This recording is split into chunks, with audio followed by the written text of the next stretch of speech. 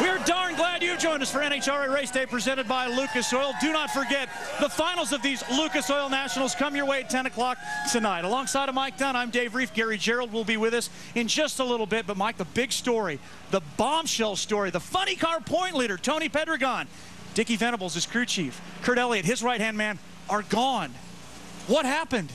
I'll tell you, it was a big surprise when we got here to hear about it. It happened probably about 48 hours before we got to Brainerd. Nobody's really talking a whole lot over there. Tony's making kind of a vague statement. We can't even get a hold of Dickie Venerables. But the bottom line, after I did talk to him, it seems to be like what causes most divorces in this country. It was an issue about money. Not necessarily pay, but also funding for the team and the direction they wanted to go based on what they had to work with. There was a disagreement, and they parted because of that. So it was a big surprise for everybody, but it's you know, it's one of those things. And having said that, Tony Shortall is in the mix, as is Dexter Tuttle in consulting. And so far, they've had a pretty good car this weekend. It is time right now, though, for our Lucas Oil Rapid Fire segment. And we're going to stay with this very subject because there's a lot to talk about here. And let's start by talking about Tony Pedregon, the funny car points leader. Where does he go from here? Is Tony's season Pedregon now?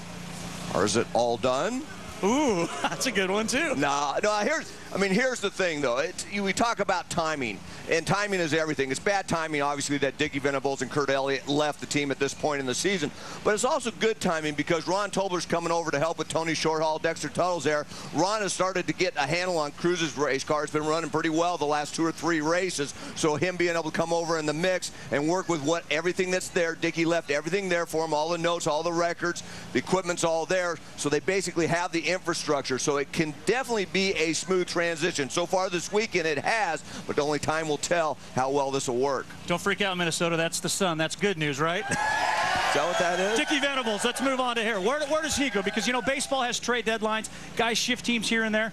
There are a lot of teams that are going to be in this countdown to one that maybe could use Dickie Venerables, Kurt Elliott. Oh, without a doubt. And the fact that, you know, they're all being quiet about it, that causes the rumors to fly. And Dickie Venerables and Kurt Elliott, I could see them staying together and going somewhere, a top team possibly picking them up. There's too much talent for them to be sitting on the sidelines if they don't want to. You know, maybe they want to just kind of wait and sit back and look at what all their options are, or maybe they'll just get a great offer right in the beginning and go for it. But they will definitely be back. I'm going to go Ron Burgundy on this one. Is this an unprecedented parting?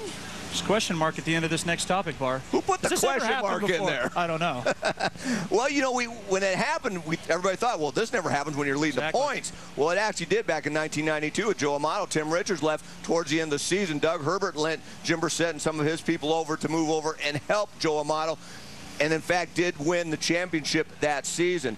Albeit it was towards the end of the season, there wasn't a whole lot of races left. Joe was leading at that time. It's a little bit different. We have the countdown to the championship format, but based on that, obviously there is a chance that, and a good opportunity for Tony Pedregon, one of the best drivers in the business, to get another championship this season. Of course, we will no doubt be covering that tonight.